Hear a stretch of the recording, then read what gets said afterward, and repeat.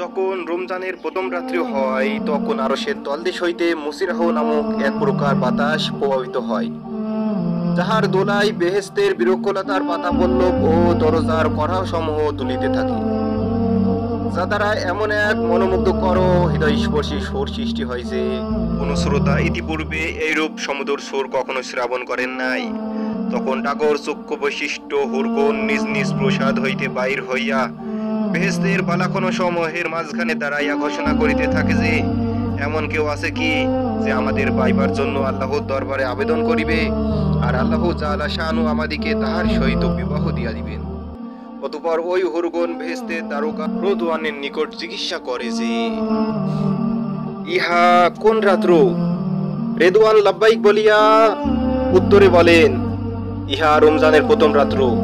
আজ মুহাম্মদ সাল্লাল্লাহু আলাইহি সাল্লামের উম্মতের জন্য বেহেশতের দরজা সমূহ খুলিয়া দেওয়া হইয়াছে। হুজুর সাল্লাল্লাহু আলাইহি সাল্লাম ইরশাদ করেন, আল্লাহ তাআলা রদওয়ানকে বলেন বেহেশতের দরজা সমূহ খুলিয়া দাও, এবং দোজখের দারোগা মালিককে বললেন মুহাম্মদ সাল্লাল্লাহু আলাইহি সাল্লামের রোজাদারের উম্মতের জন্য দোজখের দরজা সমূহ বন্ধ করিয়া দাও। জিবরাইল আলাইহিস সালামকে হুকুম করেন, জমিনের বুকে যাও এবং পাপিষ্ঠিত শয়তানদিকে বন্দী করো এবং গলায় বেড়ি পরাইয়া সমুদ্রে নিক্ষেপ করো, যাহাতে আমার মাহবুব মুহাম্মদ সাল্লাল্লাহু আলাইহি সাল্লামের উম্মতে রোজা নষ্ট না করিতে পারে। নবী করিম সাল্লাল্লাহু আলাইহি সাল্লাম আরো ইরশাদ করেন যে আল্লাহ পাক প্রত্যেক রাত্রে একজন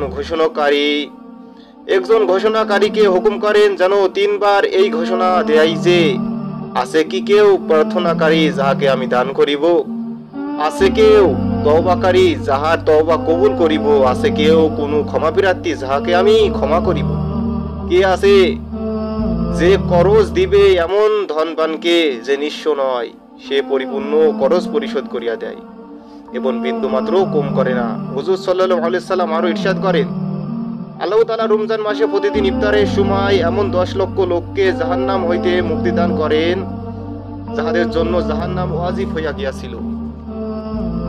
অতঃপর যখন রমজানের সেই দিন আসে তখন পহেলা রমজান হইতে শেষ পর্যন্ত যত লোক জাহান্নাম হইতে মুক্তি পাইয়াছে তাহাদের সকলের সমপরিমাণ লোককে একদিনে জাহান্নাম হইতে মুক্ত করিয়া দেন। আল্লাহ তাআলার কদরের রাত্রিতে জিবরাইল আলাইহিস সালামকে হুকুম করেন, তিনি ফেরেশতাদের এক বিরাট বাহিনী লইয়া জমিনে অবতরণ। হুজুর সাল্লাল্লাহু আলাইহি সাল্লাম ইরশাদ ফরমাইয়াছেন, অনেক রোজাদার ব্যক্তি এমন আছে যাহাদের রোজার বিনিময়ে অনাহারে থাকা ব্যতীত আর কিছুই লাভ হয় না।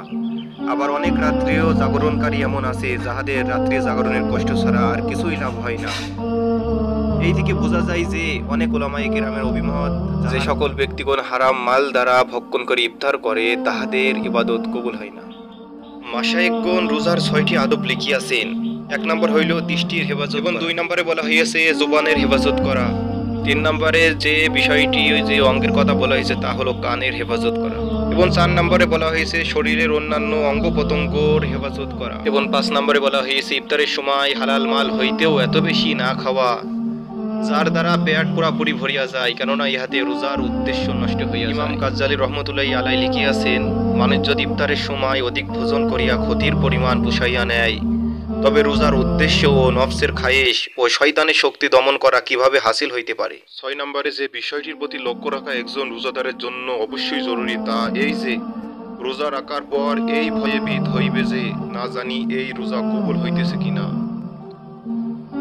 নবীজি সাল্লাল্লাহু আলাইহি সাল্লাম ইরশাদ করিয়াছেন, যে ব্যক্তি ইচ্ছাকৃতভাবে শরীয়ত সম্মত কোনো কারণ ব্যতীত রমজানের একটি রোজাও ভঙ্গ করিবে সে রমজানের বাহিরে সারা জীবন রোজা রাখিলেও উহার বদলা হইবে না। আমাদের অবশ্যই এই রোজার 30টা দিন কিভাবে কাটছে সেদিকে লক্ষ্য রাখা এবং আমরা কতটুকু ইবাদত করতে পারছি সেদিকে লক্ষ্য রাখতে হবে, অযথা সময়গুলো যাতে নষ্ট না হয়ে যায়। কারণ আপনি যে আগামী রমজানে থাকবেন এটার কোনো গ্যারান্টি আছে? এজন্য ভাই সময়গুলোকে কাজে লাগাই এবং এই সময়গুলো হতে পারে আপনার জীবনে সেরা সময়। আল্লাহ তাআলা আমাদের সকলকে এই রমজানের রোজাগুলো কবুল করুন এবং বেশি বেশি দোয়া ইস্তেগফার করার তৌফিক দান করুন।